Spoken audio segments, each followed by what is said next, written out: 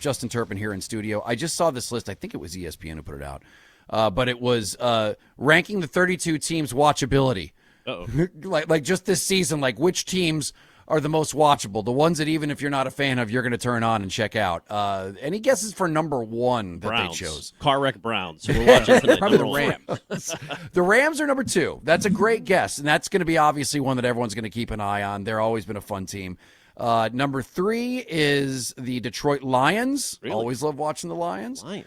The Los Angeles Chargers, they got it number four. I think it's mostly because people want to see if Ted's right about the succubus attached to Justin Herbert. Yeah. Well, if they're putting them that high, then probably the Chiefs won then. Or is it the No. Patriots? No. No, number one is the Chicago Bears. The Bears. What? Yeah. Bad No. list. Dude. They think that Caleb Williams, this is going to be the year that he Overrated. absolutely explodes. Madden cover Ted, jinx. Oh, Yep. Oh, good call. Thank you. I couldn't be with you more. But number five, your New England Patriots. Ooh, all right. They said everyone knows the Patriots' strength of schedule in 2025 hugely impacted their record, but it also impacted their watchability. It wasn't particularly fun to tune into the Patriots games. They emerged as a true AFC contender across the stretch where they beat blah, blah, blah, blah, blah, blah, blah. They said the schedule is tougher in 2026, which makes the Patriots more watchable. Their first-place schedule sets them against the Jaguars, Steelers, and Seahawks in a season-opening Super Bowl rematch. Hell yeah. They'll play the AFC West, the Chiefs, Chargers, and Broncos. That's another hell yeah. And NFC North, Lions, Packers, Vikings, and Bears. Man, I'm actually legit getting excited. All great opponents.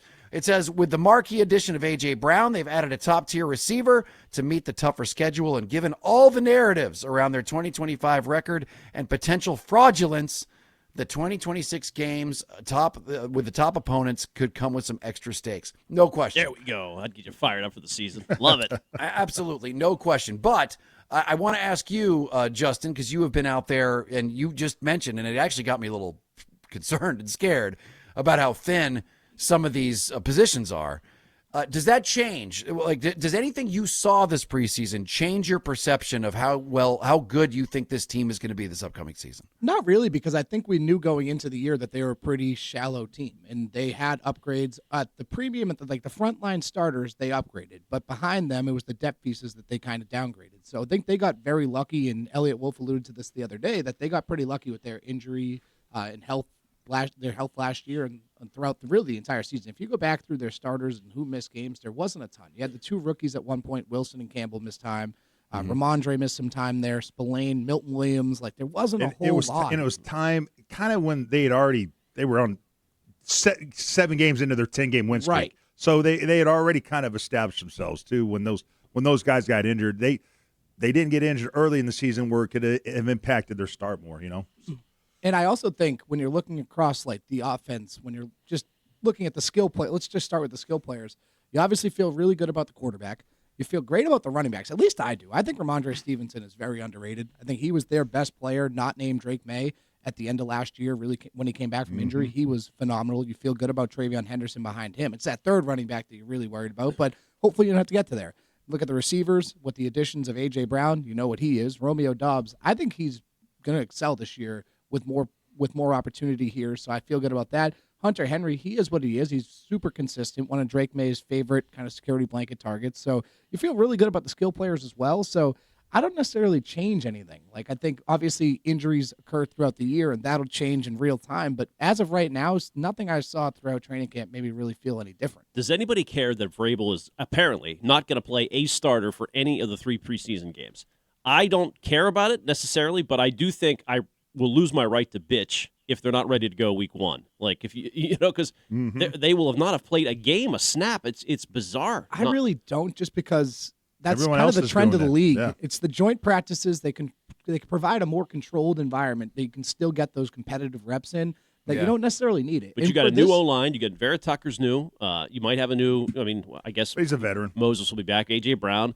That rapport, feel like you just want to have some rehearsal, some dress rehearsal. I get it. I just think everyone else is doing the same thing. And if anybody, God forbid, got hurt in a preseason game, you'd never forgive them. You'd never forgive them. So you got to roll the dice and know that your opponent is probably doing the same thing. Okay. And then But the problem is Seattle brings back a lot more starters than you did. They do. And they're going to be ready Does to the roll. experience play into that, though? It's not like you're counting on a ton of rookies here. In fact, if you're looking at the offense, there won't be any. It's all guys that have been around the league and you're primarily focused on the offense, I think, when you're talking about this with the playbook and whatnot.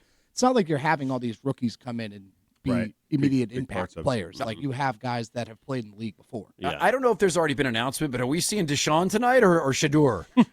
They did say they weren't playing their starters, but they did announce that it was Deshaun Watson was their starter. So I'd assume good move, smart Dylan quarterback Gabriel of the future. Did you guys see that part of the thought process? I saw this report. It was like Ari Merov on Twitter that they had this report that part of the thought process of starting Deshaun Watson is that they had 2 road games to start the year. So if he struggled, they could make the change in week 3 when they return for their home opener and go to Shador. Man. I already I forget even who the Cleveland's playing week 1, but I put some Kalshi trade on the opponent because that just, as soon as that news broke, it was like, wow. That's your eliminator pool. Take the Browns opponent. Yes, take Jacksonville and week Tampa. Those aren't necessarily both on the road. It's tough to win in Florida, as we know very well around these parts. Yes. What's sorry, Rich. Real quick. What did you think of the Keyshawn Boutte trade? The market kind of spoke to itself. I think locally people were kind of overrating him a little bit, clearly, because he had been knowingly available since the draft and just went, obviously, this week for a late round pick and a second-year safety. And I think the Jalen Reed, I think that is an interesting ad because he's versatile. Obviously, as Elliot Wolf pointed out, that they trusted him, although he didn't play a ton in the regular season, they trusted him to start in the postseason and played significant snaps. So I think clearly there is a player that they see there, but I don't know. He reminded me of Marte Mapu a little bit. A little bit, yeah. And I just don't think safety, I think part of that was, I don't think people view safety as like a glaring need for this team, which is why when they added a safety, I was like, why a safety here where you have so many other depth needs on this team? But it was clearly they weren't going to keep 7 receivers, and he was the easy odd man out. And part of that, obviously, is him going into a contract year, wanting to allow him to kind of spread his wings and make the most of his opportunity. And clearly he will now in Houston with Jaden Higgins gone for the year. He had over 570 receiving yards last year. So he was a big part of what they did. Now that gives him a chance to kind of highlight what he can do in a contract year. Because this for him is make or break, financially for your career. He's got every opportunity to have a huge year. He does. I mean, I think they put him in a perfect spot. Matter of fact, when that injury happened, I was like, well, I mean, he's going to Houston because of the whole relationship and everything. It made so much sense. It did. All right, let's go to real quick. Todd on line 1. Todd, you got a take on the Christian Gonzalez situation. What's up, buddy? Yeah, it's actually Tom, and it's good to chat with you guys. Gonzo seems like a nice kid and everything, but you know what? Just make him an offer the same as Witherspoon, no more, no less. We know that Kraft's wallet is tighter than 2 pieces of melted cheese, and you're only going to get so much. You know what I mean? And the other thing is, how difficult is this for Vrabel? He's got to go ahead and say, prepare with Gonzo, without Gonzo. No doubt. Yeah, I mean, no question. And that's my whole thing. It's like he's worth at least what Devon Witherspoon got. And it sounds like, according to Adam Schefter, they're not offering that. So, which is crazy. But, Terp, you said it best. Give him $1 million more, and I bet you can get that deal done. He just wants more than what Witherspoon got. A little bit more. That's it. Yep, that's it. Another thought on that is, doesn't it feel like the Crafts were trying to shed that reputation of not spending? Going out this last offseason, what they did this year with Romeo Doubs and bringing in A.J. Brown. And now you're kind of back to square one. Because everyone knew this was going to be coming down the pipeline. This was going to be top of the list of priorities this offseason was extending Christian Gonzalez. Now we're talking about this not being done by week 1. And Elliot Wolf threw out the cash budget line. That's incredible. Was that like a misstep or was Absolutely. that? I think it was a misstep. I bet you he got called into that office after got a stern talking to Terp, that whole we love Christian Gonzalez. We're going to offer him the most money. I told, even at the time, I was like, this is a cover your ass move because they know what they're offering him isn't legitimately what he deserves. And this is because it's all funny money. It's a fake money. It's not guaranteed money, and they knew it. So technically they could say they're offering him more than anybody else, but they weren't really offering him as much. It's a dangerous game to play if you're them. Really is. With Drake May's contract on the horizon, people are so smart, much smarter now. You can't fool everybody about the salary cap. For them to kind of go on the offensive out of the gate, to me, I'm not sure that was the best decision. And then him being clear about how he doesn't want to negotiate through the media, and then Elliot Wolf and Robert Kraft being like, he still has this deal that would make him the highest paid corner ever. I thought he's handled this perfectly. I thought his comments the other day were perfect. Yep. When we can hear him.